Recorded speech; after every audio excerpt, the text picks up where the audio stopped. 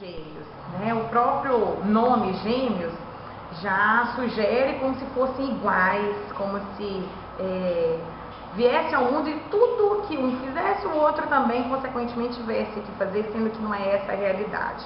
Então, o ideal é que primeiro, assim que descobrir que são gêmeos, a família já comece a se conscientizar que estão vindo dois seres totalmente diferentes, embora sejam criados juntos. A primeira ideia que a gente tem e que a própria sociedade coloca é quando vê os dois vestidos da mesma forma. Nossa, que coisa linda, os dois iguaizinhos, né? Como se fossem realmente iguais. Então, se vestir, tem algum problema vestir de forma igual? Não, não tem. Né? Desde que a família entenda que os dois não vão ser iguais. São seres totalmente diferentes que precisam ser respeitados. Assim como cada pai e cada mãe vão ser diferentes também, na forma de educar cada um deles. Então, enquanto tem um mais chorão, o outro está mais quietinho. Nesse sentido, a atenção voltada para o chorão, a gente está rotulando aqui para ficar mais claro, vai ser muito maior. Então, o outro está acostumando que para ele ganhar atenção, ele precisa esperar. Enquanto o primeiro já adaptou que ele precisa chorar muito porque todo mundo vai correndo até ele.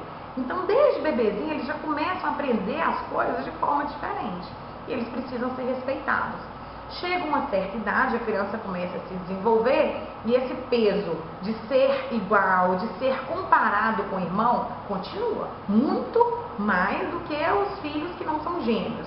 Que existe uma comparação, mas muito menor.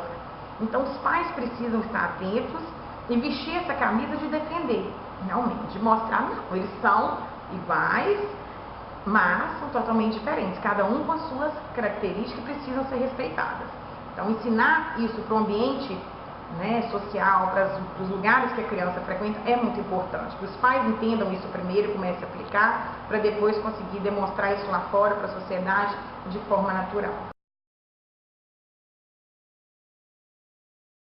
Então, vamos lá. Depende de cada família. É importante a gente falar de valores familiares, porque a gente vai encontrar algumas famílias com valores bem estipulados do que pode para menino e o que não pode, né? Como vão encontrar outras famílias mais abertas, do que é liberado para a menina também vai ser para o menino, a regra geral da casa.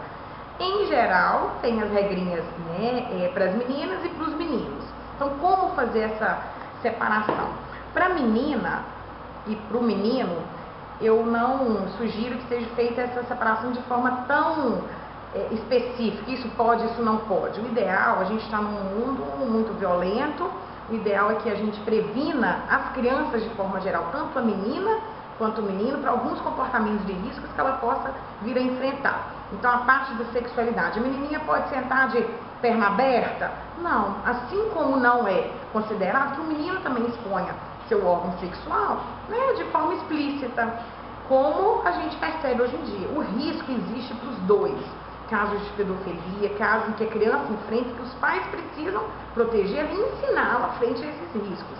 Então, fazer essa separação de que a menina precisa se comportar de tal forma e com o menino tudo pode, na minha opinião, é um risco que a gente está enfrentando. Então, o ideal é que proteja a criança, ensine valores para os dois e não que tenha essa separação.